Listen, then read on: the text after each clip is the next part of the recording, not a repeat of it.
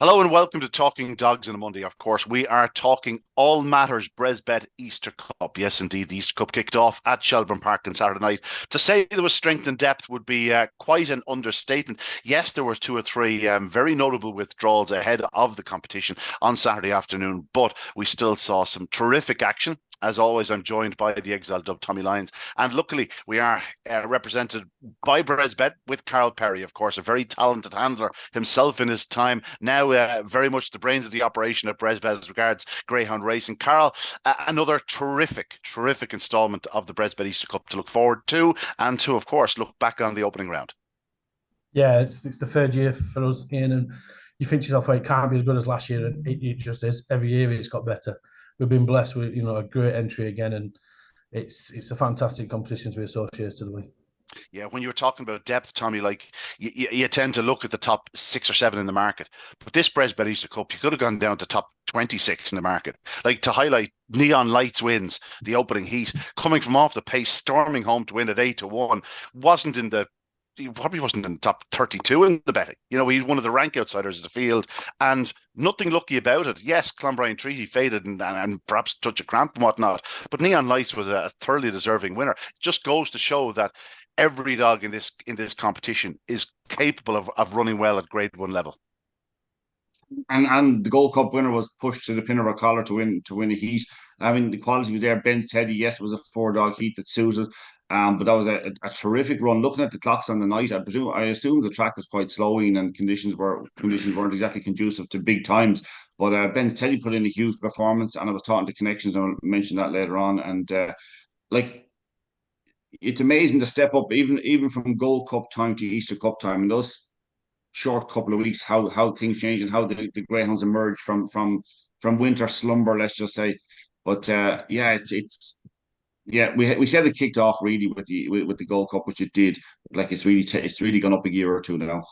Yeah, you sort of painted like a scene from a Disney movie, the dawn chorus, playing, and you see these dogs just coming out of their kennels, stretching, and all of a sudden back to action. And it's like that. The Gold Cup was good, very good, really plenty of quality and strength in it, but the different level when it comes to the East Cup. Like this is Derby quality. It's basically like the last 3 rounds of a derby. That's how you could equate it, because every single one of these dogs just different class. We'll get straight into it, Carl. Obviously it's tough to get the punters in these days. Was there much action on the day, on the night? Obviously Neon Lights would have been a good result for you in terms of if there has been any real action in the heats, but it doesn't tend to happen in the opening round. No, it's a quiet round only. We saw bits of bobs during the night, and obviously more in show, and a bit of interest anti-post before he started. It picked up a bit on Saturday.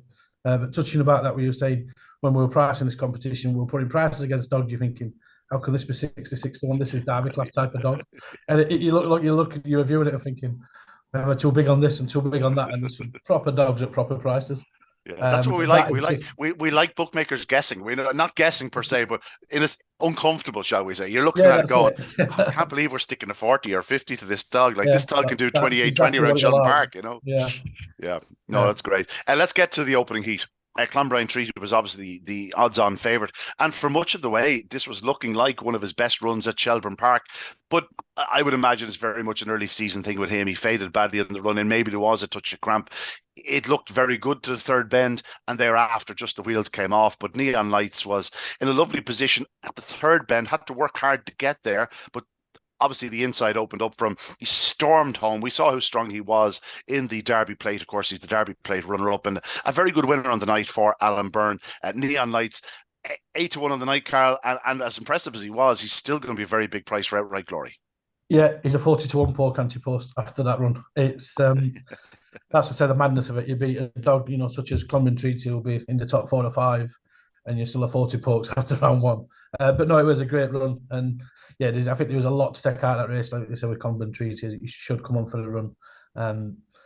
Yeah, I think I agree with you. He doesn't show his best at Shelbourne, but he's still a class animal. Yeah, I always keep an eye on Alan Byrne's dogs. Alan and his better half Rebecca, like they are very talented with a greyhound. Tommy, we've seen bits and pieces from them over the last few years. They've been dying to get their hands on a decent dog, and to have a good one in Neon Lights. He's probably not has the early speed to challenge in the very best company, but it's great to see people like Alan and Rebecca having a good winner on a night like tonight. Of course it is, yeah. And you know the funny thing about this race was that I suppose like Neon Lights only had one run. If you know, one run this year, hadn't had a run since December. 1st of December to the 10th of March, when the run last week, when actually led early and it was behind Bobsleigh's Dream in Mullingar. Like to be honest about it, I know it's a shock result, 8-1 and whatever else, but actually the dog's entitled to improve quite a bit. And it's a strong dog. If you took away, look, I know Beaver Lariat isn't a powerhouse by any means, but even if you took Clonbrine Treaty out of the race, at halfway you'd say, geez, Neon likes to do well to pick up Beaver Lariat. The way Beaver Lariat was going in front Yeah. of him. But then Clonbrine Treaty. Now there was a funny thing, Ian, you might be able to explain as you were in Shelburne on Saturday night. There was quite a few of them. When they hit the last bend, they seemed to lose quite a bit of ground literally running the last bend. And that's even running it tight. I'm not talking about dogs that were swinging wide.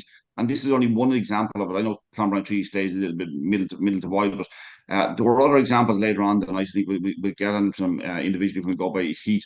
But I just thought there was a lot of dogs that tired quite significantly at that point. Is it just down to the lack of a run? Is it down to the track being very Well, testing, you or you you you, was t- you, you touched upon easy? it that the track was slow. Like there's runs early in the card where you'd be expecting to do like Charlie and Ben. That's good Tralee form. Makes every inch in the second race does 29.06. Now, if that had Yeah, popped up 28.66, it would have been no surprise to me. You know, that's sort of yeah, way I would put it back about 30. And I'd say it was testing on the foot because it wasn't that there was a strong breeze or heavy rain or anything like that. It was just probably, I don't know, it could have been cut up during the week and it's just running that little bit slower. But there were quite a few dogs, as you said, that tied home. Now, there are a good few dogs that, as you say, were very lightly raced in recent times. I thought Beeper's Lariat ran well in defeat. Like Beeper's Lariat, you could set your clock by him. Like he'll do, like he's 29.50, 29.66 around Shelburne Park. He'd certainly do 29.70 every night of the week. And he does get a good, glorious run in second spot. He does 30 seconds. So I'm going to put it around 30 back. And Clonbrine Treaty's a different scenario. Kadunda Kieran showed pace. He obviously qualifies back in fourth. Let's move on to the second heat because this was the first of the big guns to deliver. Clonagh had a very encouraging comeback run at Cork, winning at 28-21 a couple of weeks previous, at 28-39 at trial at Shelburne Park. That would have left him close enough to spot on. I was impressed again, Tommy. When we first saw Clonagh in his early days, he would often miss the kick pace up.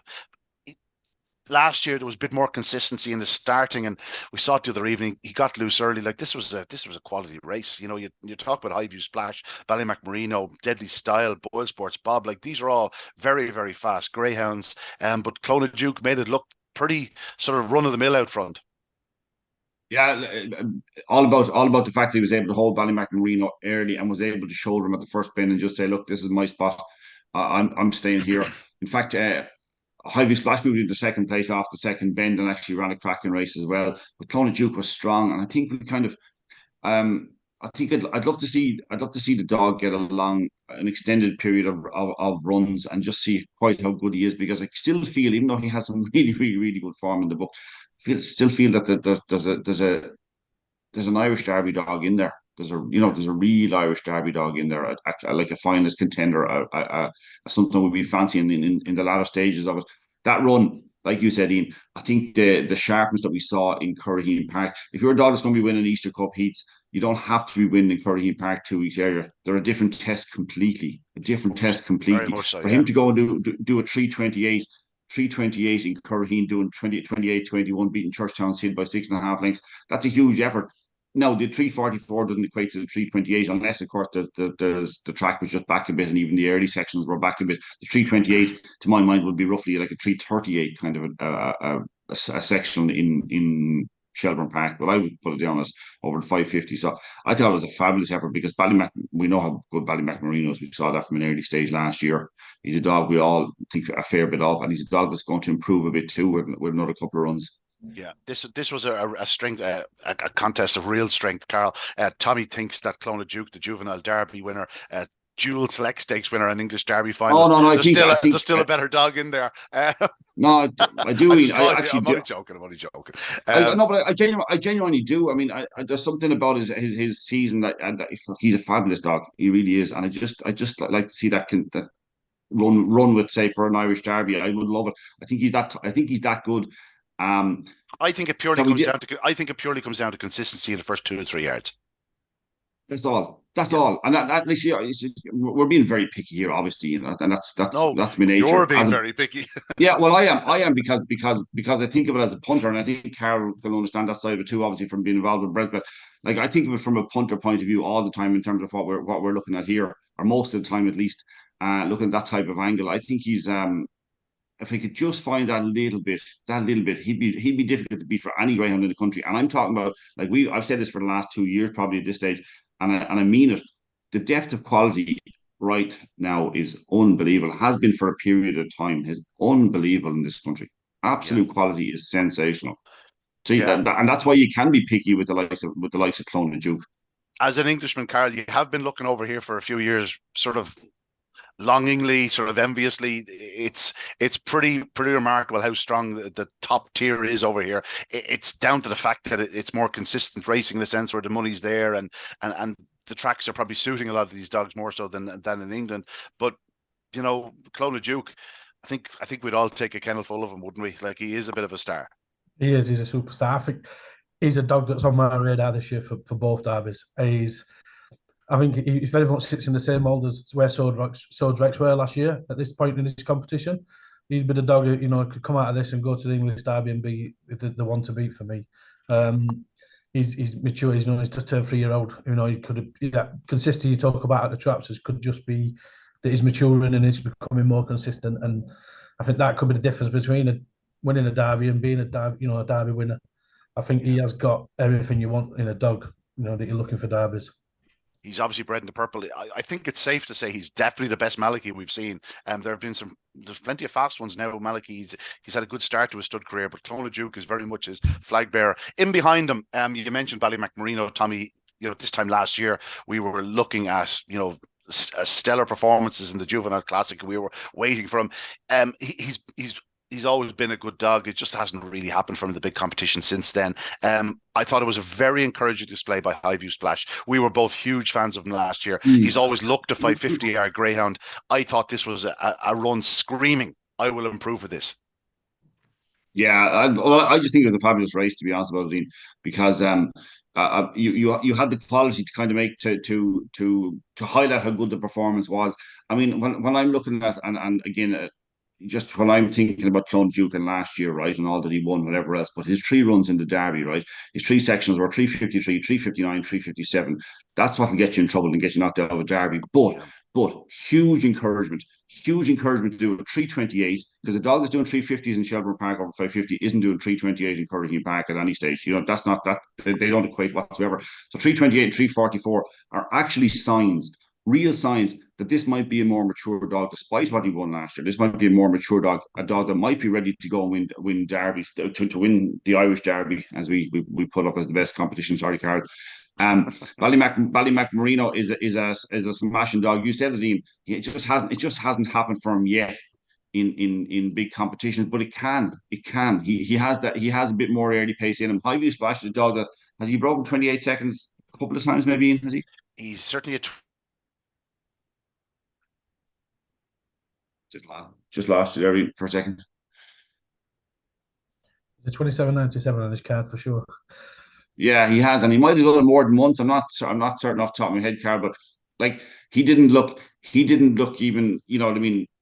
When he turned into in second place the other night, Carl, you think he'll maybe make a raff of this, but then you look in front, he goes Clone and Duke, and you got Ballymacmarino on your outside, and you're even looking in behind. To be honest about it, like this was a fabulous heat, and of course, I think if you ran the 3 of them against each other later in the competition, you might get a slightly different result. I think Clone Duke is going to be hard to beat because of the fact that he's actually improving on sections, which I think is widely important. If you're thinking about a dog for a derby, any derby, I think you've got to be getting the sections down a bit compared to what he was producing last year in Ireland, in Shelburne, when it mattered. I suppose is the way I'd be looking back at it. Yeah. What did you make of Highview Splash? He's a fair dog, isn't he? He is a proper dog, yeah. I mean, he's up. I think he's joint favourite for the Irish Derby, and he's now sat 14-1 for an Easter Cup. So that's just the depth and the quality again. We keep saying it's bonkers, but that's what you've got with the depth of the dogs. And yeah, he's definitely one that'll improve for a run. You think with that run will bring him on. Whereas Clone Duke is just a bit more forward than one or two others in that race. With that run at Cork, what's put him a bit further forward. Yeah, I think, and Highview Splash is funny. He's a, you wouldn't say a 70-pound dog is very small, but he's relatively small. And he actually looked at in racing the other day because the dogs in front of him are 77 pound and 79 pound. I think again, Highview Splash is a similar dog to Clone Duke in one sense, in that you don't say he's a natural absolute fly out kind of dog. He can break, and he has done good sections down the low 2 seconds, almost little more than 2 seconds. But he tends to be strong over 5.25. I'd just be interested to see if he could just sharpen up a tiny bit on his 5.50 sectionals and see how good he might be. He looks like he'd probably be a contender then for a derby. Have you got your betting, your Bresbet betting? Just have a quick glance while we wait for Ian just on the betting Yeah, for we yeah. can actually.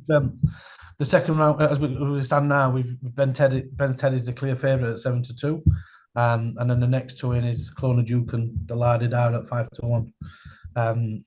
I think it's one of them. Ben Teddy's has got a bit more respect. He was the most popular bet we laid, and that's, I think, in the general market. I don't think there's a great deal between the front three there.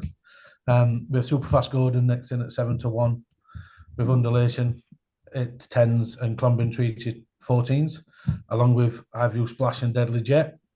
They're the top, 6 or 7 in the betting. And then you've got the Boyle Sports pair, both at 16-1, Bob and Coco.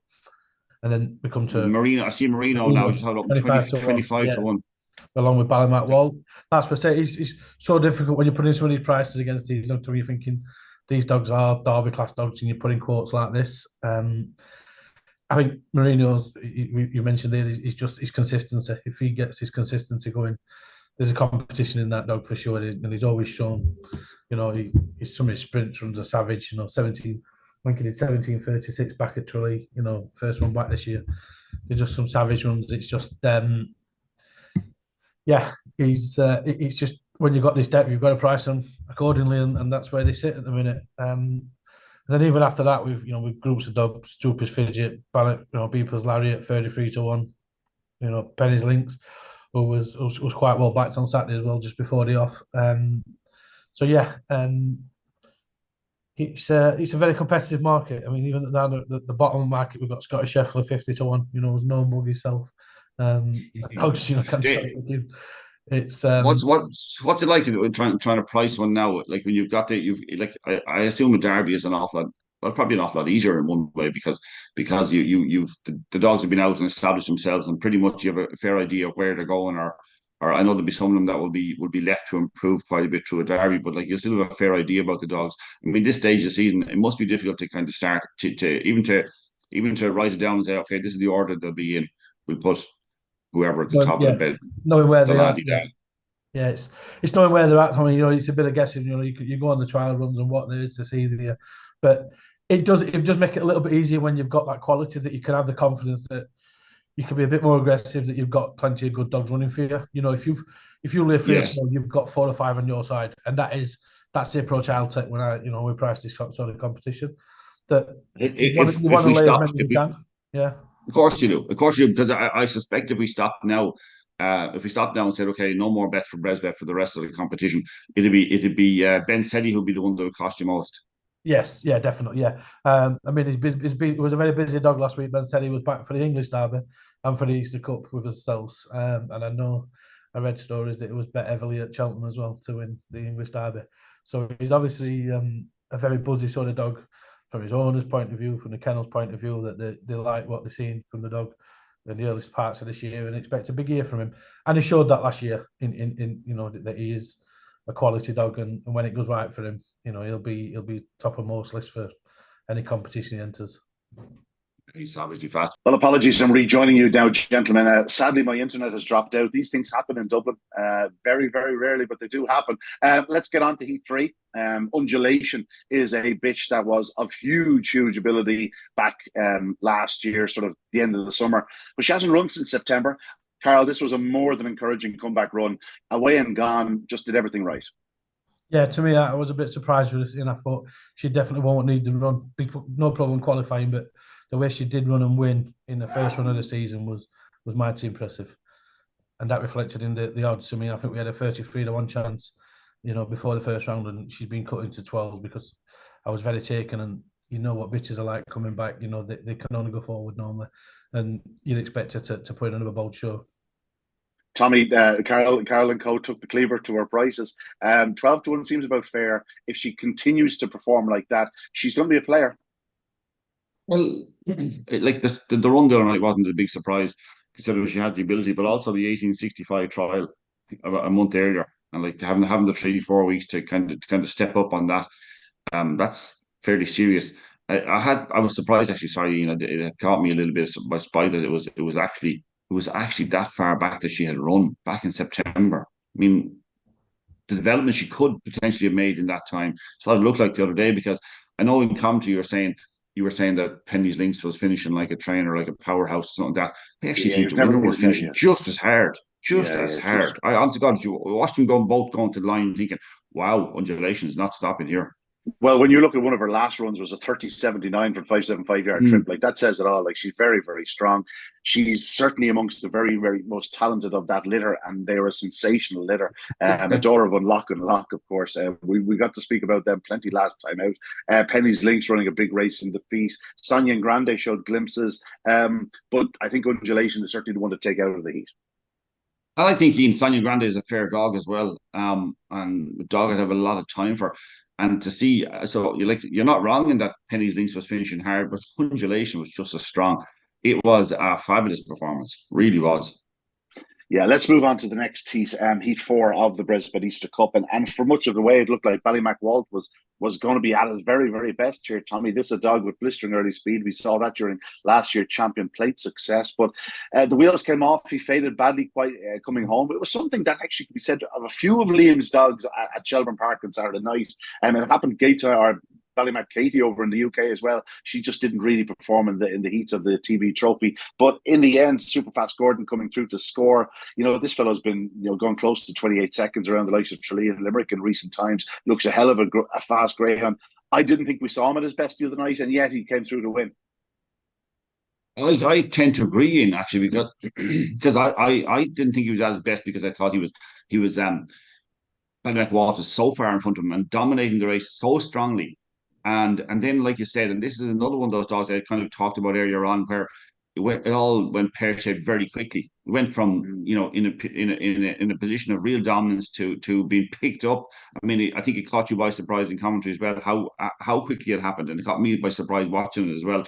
I think I think Superfast Gordon will certainly pick up a bit on a 356 sectional. How much he can, I'm not sure. Is he a specialist early pacer? 213, 128 in Limerick, 356, I think 310 in Tralee. They don't scream out. There's a 301 there in Tralee. They'll scream out. They're absolutely pinging from Liz every night. But he is reasonably inexperienced type of dog that will improve quite a bit. We talked about him over the last few weeks because even though he hadn't been in the major competitions, he had been kind of catching our eye on undercards, I think, in the last few weeks. So he's a seriously fast dog. Again, just one nitpicking because again, it's what I do, and it's what is necessary when you're talking about the overall quality in the country at the moment. You need to do everything right. I think he just needs to pick up a little bit on that consistency wise and get to shave quite a bit off the clock early. Yeah, Carl, this is a dog that you've probably seen a bit of interest in for the English Derby. I see he's pretty prominent in most of the markets. Again, wasn't at his best, but he comes home in front, and that's all you can ask for. Yeah, I mean, he showed he stays strong, and it's the first big test for him, in the competition of this quality. And I was the same. I didn't know where to sit him in the anti-post, but he got a lot of respect. I think he was about an 8-1 shot anti-post. I think he might be third or fourth favourite in. And yeah, we've seen an interest for a few of Pat's dogs for the Derby in the last few weeks. So obviously he's got a great team, building up to come across for the English. And yeah, he's a dog. Obviously, must have had problems along the line somewhere because there's only 11 races. For a dog that's approaching 2 1/4. But I think if he gets the runner runs, he's a seriously fast dog. Yeah, no question about it. In behind him, Ballymac Walt. I thought it was an encouraging run. Yes, he badly. I would say this is more cramped than fading. To be honest, he was so it was so sudden, as Tommy said, that you'd have to respect him because the speed he showed to the third bend was up there with anything like it in the competition. Yeah, I mean he's always struck me as that type of dog. He's got blistering pace. He's probably this 550 is stretching him a little bit, but like I say, interestingly, that all Liam's dogs seem to be the same on the night. It might just be that his teams aren't as forward, and they've not as much done, as some of the others. But I still won't rule out some of these putting in a big run this week and next week and being bang there for the final.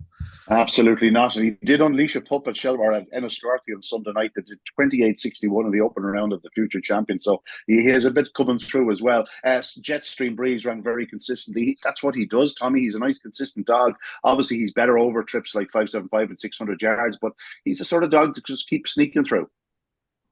Yeah, look, we're not going to start worrying about Liam Dowling either now at any stage too soon. I think he'd be okay. I think he'd be okay. But Jetstream Breeze, yeah, actually, you know what? It's a good performance to qualify here. Because you have Hookham in there. Well, Gaytime Nemo, okay.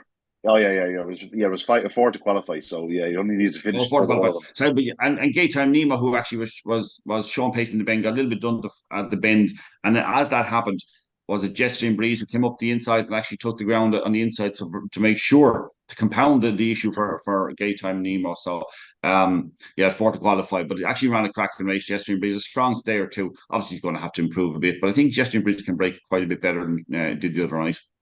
Yeah, he's actually sharper than we give him credit for. We saw that. Yeah. Like they ran him in the Gold Cup, and he sort of held a good dog into the corner one night. I don't even have internet here. I can't even check it. No, I'm flying blind, so don't bear with me. Let's get on to the fifth heat of the Easter Cup, and this was won by Tommy. You alluded to earlier on the Gold Cup winner, Boyle Sports Coco. Was her first run over 550 yards, Carl, and there's no question it's a very different discipline. Into the third bend, you'd be a little bit worried. But by God, she kicked again, and there was a lot to like about this. Ballymac Finn tied badly coming home. He's not getting any younger. There's no question about it. And Liam only sort of decided, "Oh, sure, we're going up the road. We might as well throw Finn in." He owes Liam nothing. He faded out of contention, failed to qualify. But Boyle Sports Coco certainly deserved her success.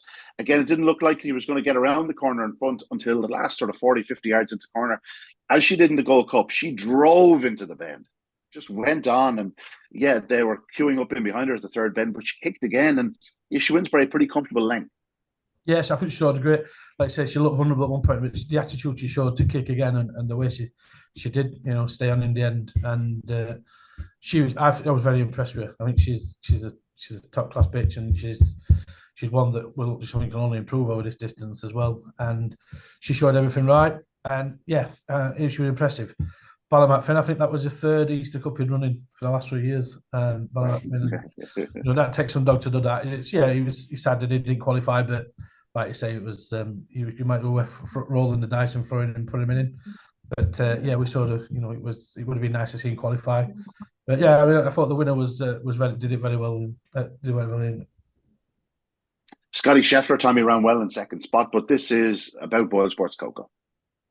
Yeah, I'm not. She didn't do enough the other night to change my mind that she's like it's an old bitch for as far as I'm concerned. This 550 is not really going to be her game. I think she showed exactly the same heart that she showed in the Gold Cup. She showed a brilliant determination at the first bend. Maybe Scotty Scheffler maybe checked slightly going into the bend, or maybe just lost his balance slightly. Not so much checked. I actually think he's kind of, if you see his head kind of neck go down a bit, like he just kind of stumbled ever so slightly. I wouldn't like to take anything away from Boyle Sports Coco, though. I think she showed all the great determination. You think down to the third bend she's going to finish away fifth or last of them, because she looks like she's going to be swamped. She shows that determination. I think actually, I just would think that maybe doing that over 550 against the best dogs over the next couple of weeks is going to be a struggle for her, in my opinion. And I can see, actually, in fairness to Bresbeth, I think she is a big price as well. Is she 25 to 1? Maybe am I? Yeah, 16. No, sorry, 16 to 1. Yeah, 16 to 1. I can, I can kind of understand that would be about where I'd have her at the moment. I think she needs to step up quite a bit. I don't think she's going to get around the bend very often in this company unless she sharpens up a bit. Now, I think she is actually. I think her Gold Cup form showed that she is sharper than she showed the other night. I just think it's going to be tough as the weeks go on.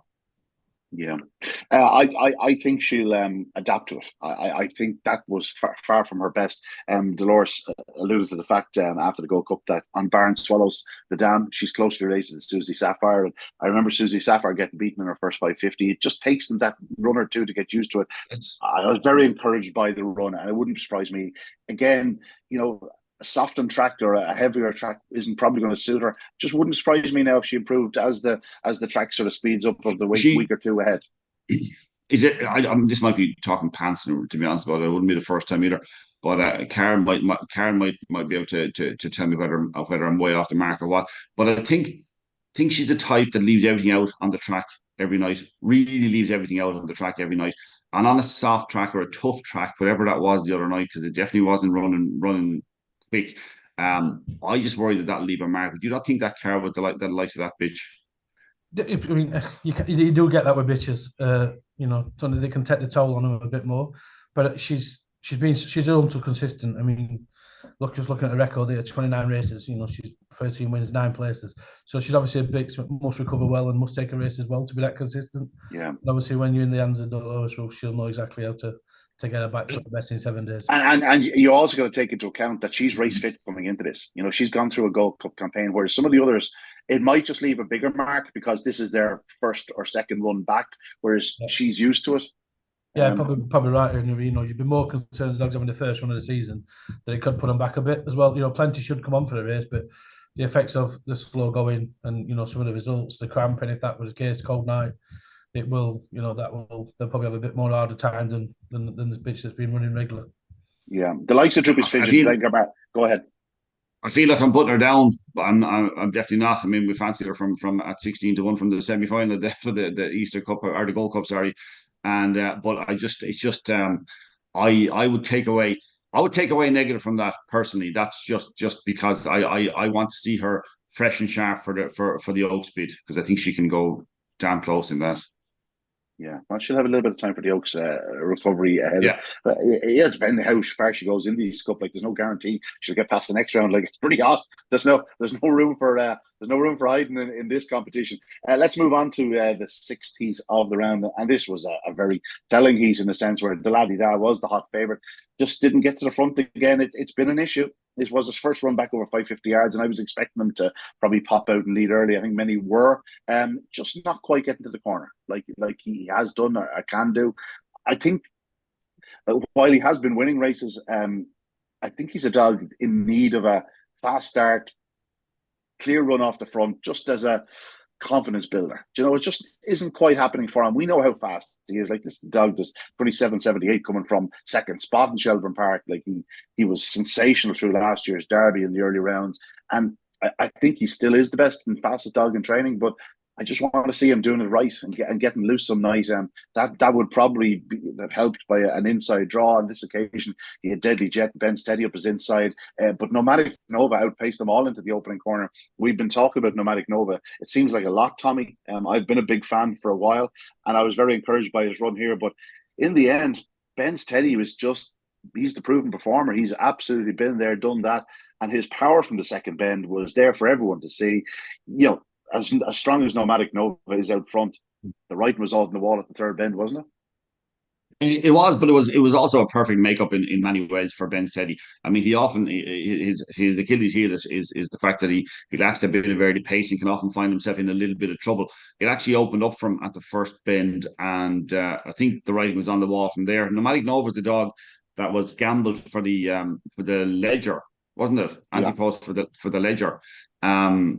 It didn't come to fruition, and I think there was more encouragement to be taken from that run the other night, particularly as actually his 29.77, would that have been the second fastest time of the night? It possibly would have been. I can't remember. It might have been a 76 maybe. There was a 76. Like it was a huge run in defeat. But Ben Steady is a dog that as I rang Connections there the other day, one of the owners, and said like not a lot has been done with the dog, and he does take a bit of work, but he's always a dog that trials well, and he's a dog that but in his races he takes a little bit of racing to kind of get up to full speed, because he and And actually, he's a dog that they don't want to let down too often, because he's the type of dog that does take a bit of work, and he loves to be out there racing.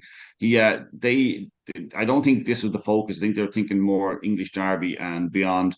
Getting to that level, getting to a peak level for the English Derby. But actually, I think they'll be pleasantly surprised the fact that he could come out and do 28 and 963. Yes, it was a 4-dog race. Yes, he did get a little bit of luck in running, but that pace around the last 2 bends and home is serious, isn't it?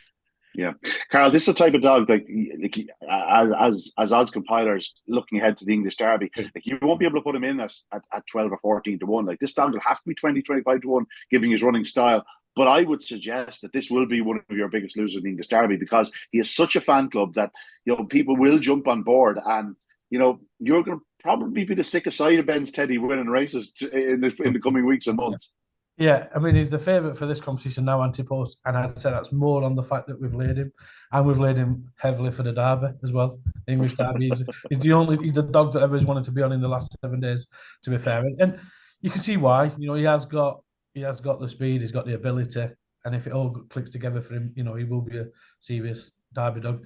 And like Tommy just said there, if the connections are saying he's a dog that needs a lot of work, this is the ideal prep, for I think any dog targeting English Derby, this is a great prep race.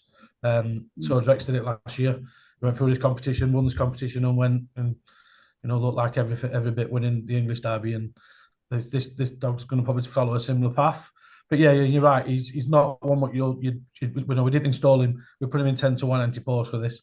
He wasn't a favourite, but yeah, he's going to one what's going to carry the most liabilities throughout this competition for us and the English Derby as it stands now. But no, I think Tommy's right. The 4-dog race was, probably worked well in his favour. He rode a bump at the first bend, but the way he run down, the dog to get up was very impressive. And if he's a dog that needs work, he can only improve. And you'll probably know better. Maybe it was the time of, the time was maybe worth more value because was the track getting slower as it got on the night. It seemed to be that there was some 30 dead runs, 29.90s, and then suddenly the last heat 29.60. So I'd usually pump that for a bit more value and say maybe that was a better run on as the track was getting slower as the night went on. I think the previous week so much. I'm not so sure on Saturday night because the last race, Hawkfield Abbey, as good as she is, she's a track record holder of Mullingar. She does 29.94. Like that equates well to some of the Easter Cup heats, and you'd imagine she wouldn't be going all that much faster. Obviously, take the 30 off. I'm talking about, but no, I agree with you. Ben's Teddy was so impressive. He's just such a likable dog. Talking to Pat Buckley about him during the week, and I think Pat is confident about this year with Ben's Teddy. I think he, not that he's a bit to prove, like he's nothing to prove, but I think he is deserving of a big race success. And yeah, if he can lower the pants of a few bookmakers at the same time, wouldn't that be all the better? Nomadic Nova was second. Go ahead. Did Nomadic Nova get a cut for outright as a matter of interest? 33 to 1, and she's actually got pushed. She was 25 anti-post before she's okay. She's gone out. His problem has often been his trapping because the pace is there, Tommy. You're sick of me talking about this dog. I think he's an immensely fast greyhound. That's why I was so sort of taken by Ben's Teddy the other evening. But his problem has been trapping. It was definitely a better start from the other evening. And if he continued to start like that, I promise you to be seeing plenty more of him this year. He could well end up in Tolster, given the fact that Graham Holland is very likely to go over and try and bid for a hat-trick. The laddie da, I'm going to ignore this run. He got the nudge on the opening corner. He was sent backwards and he did show pace down to the third bend. Didn't find an awful lot home, but that can be said for a few of Liam's dogs in the night. Yeah. But I think we're just waiting for him to explode again. And I hope it'll happen soon.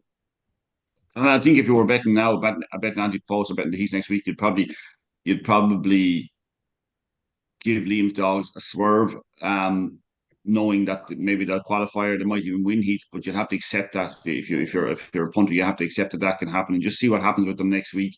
I do see, just looking ahead for anti-post, if people are going to back Ben's Teddy, and there has been a good bit of interest in it. I got a couple of text messages about it during the week as well, that people were backing Ben's Teddy for the English Derby. Resbet are still best price, 28 to 1. So, big shout out to Resbet last week. Yeah. Sorry. Now the problem is if Ben's Teddy does win it, well, Carl is gone, and Resbet may fold. Yes, and a few others will follow. Gentlemen, it's a wonderful opening round. Sorry we got interrupted in the middle of our chat. Carl, talk us through the top 3 or 4 in the market. What way do you see it going from here? Do you think Ben Steady is the dog to beat? No, I still think. I mean, for me personally, I think Clona Duke's the dog to beat. He's my idea of the winners as it stands. But the betting, we can't bet on person. The liabilities Ben said, so we're there to lay Clona Duke and the Ladidar and the others in the top 3. Superfast Gordon. I think you've got a lot of respect for Ben Steady being the favourite on the run on Saturday, but the heat on. We'll talk about the heat on Saturday. You've got the top 3 in the betting in the same heat. Something maybe have to give. But for me, Clona Duke looks like the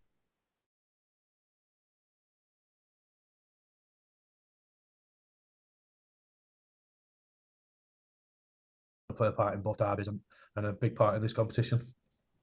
Yeah, sadly, I can't even get the heats up in front of me, so we mightn't do that much talking about them, to be honest. Is there anything standing out in the heats for you, Carl? Yeah, I think that is the third heat is we've got Clona Duke, Ben's Teddy, the Ladidar, Boyle Sports, Bob Bowling together. That could be a final. That's worthy of a final, and that's the quality that we're at. That's why it's thrown up, and the shape of the anti-post market will be dictated by that heat come Saturday. Them 3 going head to head like that, Clona Duke on the inside of Ben Teddy is going to be a great competition to the bend, charge to the bend, and we'll see where they're both at. And the Ladidar's at in 4. He's got to find a smash break. But I'm really interested in heat 3. I think it's a fantastic heat. There's what's more wide open. But yeah, I mean that's the heat for me is heat 3. When you hear Carl naming all those names, Tommy, you go, well, we're into it now, aren't we? Like it's full steam ahead here for the rest of the year. Like the Easter Cup, it's just such a wonderful competition in the way it sets up the whole year for the well-established superstars of the game. Like Carl mentioned about it, like a prep for the English Derby. How many years has it been just the most ideal prep for the English Derby? Like I remember Farlow Melody winning the Easter Cup in sensational fashion, going on to capture Derby Gloria at Wimbledon. JT Jet doing the same. Premier Fantasy very nearly did it as well. It's just ideal for these dogs. They get runs in top company. They've been tested. They get that little break again for the English Derby, but they're ready to go. It's just the perfect competition to set you up for the rest of the year. And obviously, as when we say prep, we don't mean they're taking this lightly. There's 25 grand to win, and there's great prestige to it. This is the oldest competition on the calendar. Yeah. This has been one of my favorite competitions since I was a kid. I don't know why I have good memories of Easter Cup nights from when I was very young. So it's a competition I love. Like there's another heat there. Like you have Beavers Larry's 1, Gesturing Breeze 2, Ballymacmarino 3, Deadly Jet 4, Nomadic Nova 5, Clonbrine Treaty 6. I mean, who's going to lead there? Nomadic Nova, Clonbrine Treaty. Clonbrine Treaty, you would imagine, will pop out in front. Will that scupper Nomadic Nova's chances of qualifying or getting a run? Who knows? Or is Nomadic Nova a dog that's actually finding? He did a quicker sectional than Clonbrine Treaty the other night.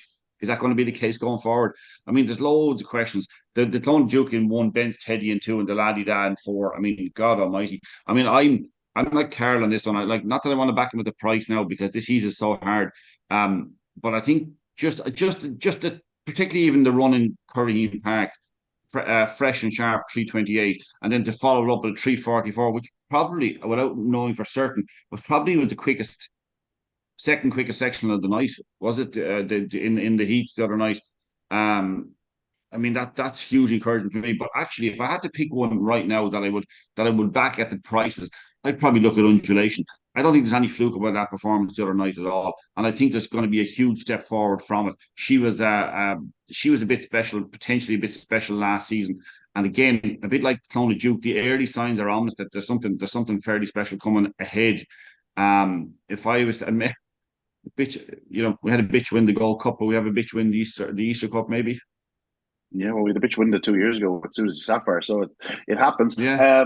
So she's your selection. I know you always are odds based. So is she the one that stands out for you? Yeah, like if I had to have a bet at the prices, Undulation would be the one because now she has a tricky draw because obviously in Ballymacwalters in 6, she's in 5. Yeah, Scotty Sheffer, that'll be fine. He's in 4, that'll be fine. Superfast Gordon's in 2, but I'd expect her to be in front of. I'd hope that she'd be in front of some of those Yeah, if I had to set the prices, Enid, she's around about 12 to 1, I think, Carl, is she? Yes, she is. Yeah, yeah. Yeah, 12 to 1. What I what think she's, yeah, I what wouldn't price like is to the laddie? underestimate What her price now. the laddie da?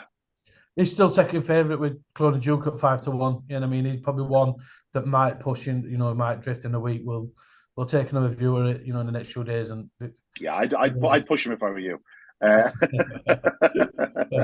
gonna stick with the laddie da. I think it's bubbling under the surface, and I think when he does produce his best, I think we'll see something stunning from him. Second season dog now, and I'm getting ready to unleash all hell, shall we say? A tremendous Bresbet Easter Cup. We look forward to the second round at Shelburne Park on Saturday night. Carl, will you be over for the final?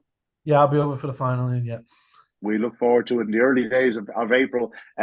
Carl, I know you have to head off. We're going to race through the remainder of the action from the weekend because we're under time constraints here. So, Carl, thanks so much, and we'll talk to you soon. Yeah, great speaking to you guys. Thanks a lot. Thanks, Carl. Thanks very much. Yes, Tommy spoke to Carl there about the Bresbet Easter Cup, but it was a stunning weekend all in. There was some unbelievable racing from start to finish. We're going to get to some of the unraced competitions a little bit later on. We'll have to race through at this stage because the Kirby draw is on shortly. We're giving a bit away, telling her what time we are recording this at. But we have to talk about Sing Along Dolly. She turned the Cesarewitch final into an absolute procession. Her task was made considerably easier by Bobsleigh Dream being withdrawn. It looks like it could have been her last race in the semi-finals, which is sad to say. What a star she's been, Tommy. But Sing Along Dolly is the new kid on the block as far as the Pat Buckley is concerned. This lady has now won the Puppy Oaks, the champion bitch stake, and now she's a Cesarewitch champion, all in a very short spell. She was a deserving winner. She was a 4-11 favourite. She won as a 4-11 favourite, and broke a track record in the process. She's building up quite a little CV for herself. And probably needed much of the run up in too to get clear. She didn't fly from boxes, and it was competitive until she got to maybe the winning line first time, and then she kind of asserted into the bend and did remarkable stuff to open up an advantage of 12.5 lengths. I mean, it's a quirky track, and to be able to do what she did there, it shows a versatility too. I mean, 32.74. It's a savage performance. I don't know what I make of the whole 6 semi-finals and a final, but I like the performance in the final.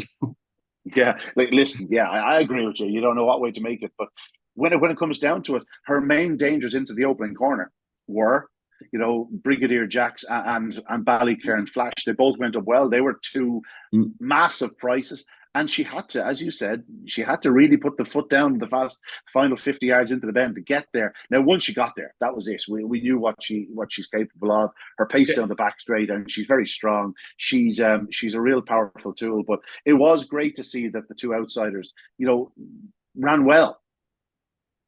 Yeah, they did. But compared to me, just because I know from over the years, since we were kids, Ian, you always kind of had this kind of thing for the staying dogs, right? And being able to pick out staying dogs.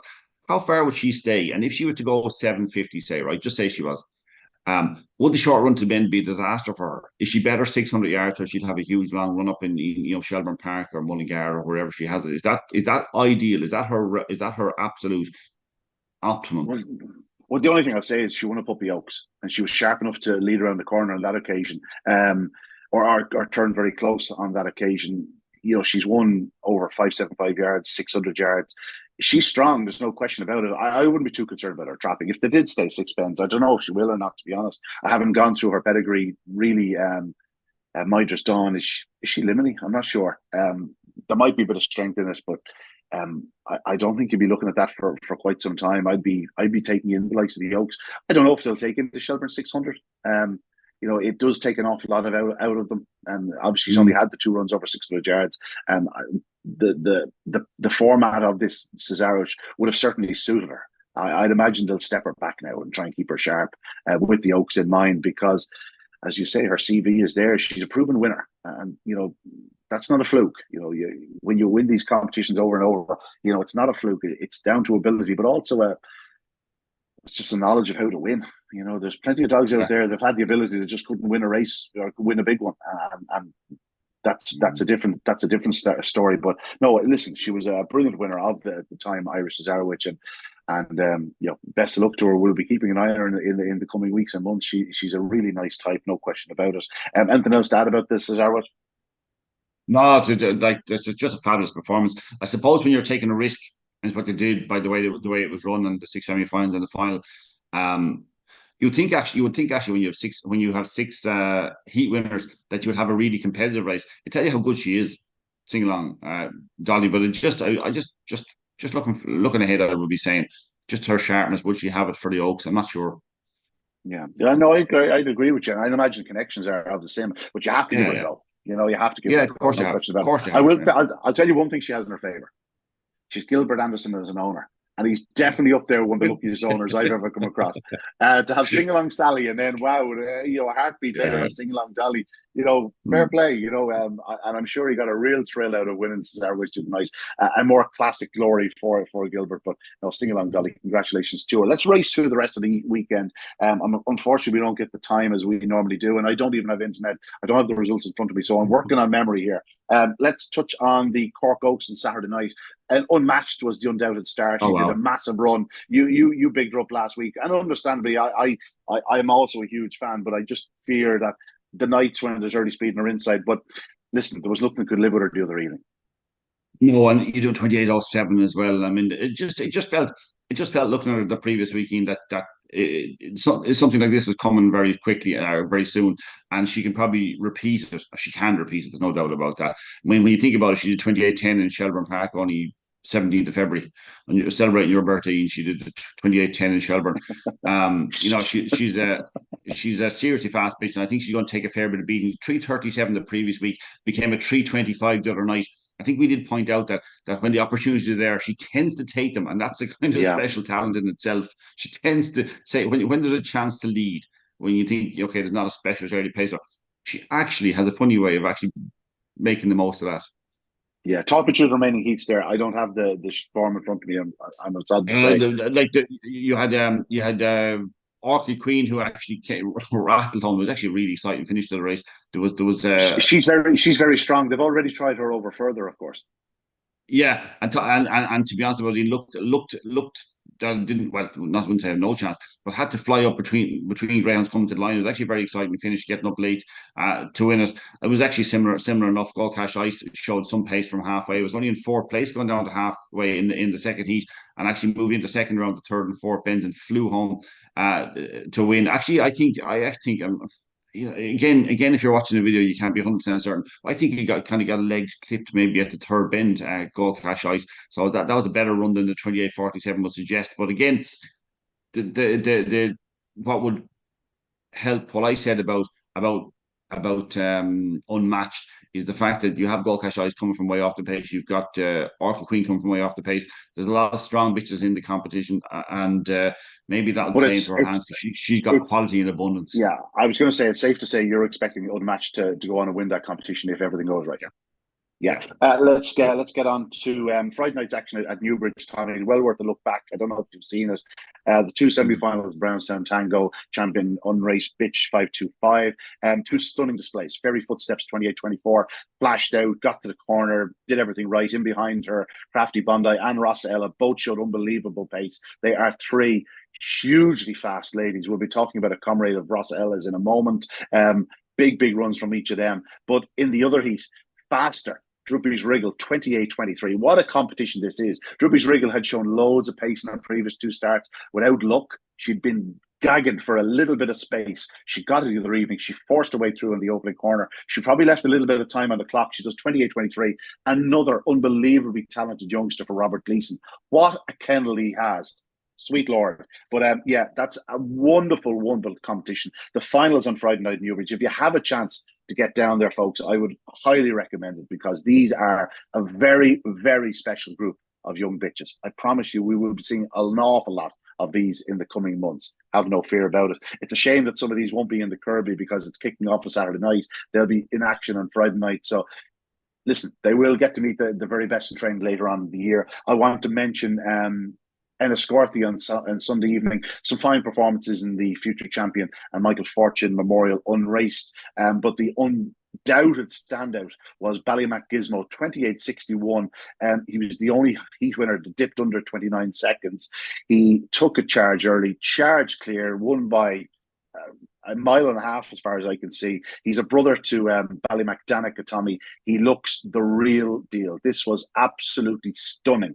His brother, his kennel companion, Ballymac Stargy, was next faster. And there was also a good run by Fiery Mick, who's closely raced the Torn Falcon, who came out of this competition a few years ago. We're going to step back a couple of hours to Friday night or Saturday night in Limerick.